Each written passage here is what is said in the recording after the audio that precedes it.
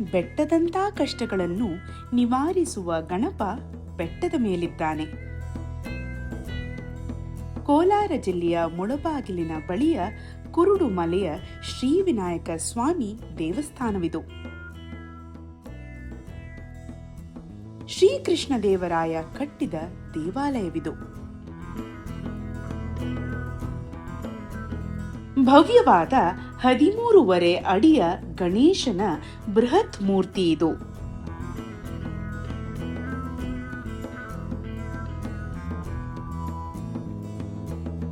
ಶಿಕ್ಷಣ, ವ್ಯವಹಾರ, ಉದ್ಯೋಗ, ಆರೋಗ್ಯ, ಸಮೃದ್ಧಿಗಾಗಿ ಈ ಗಣಪನನ್ನು ನಂಬಿ ಅಸಂಖ್ಯ ಭಕ್ತರು ಪ್ರಾರ್ಥಿಸುತ್ತಾರೆ.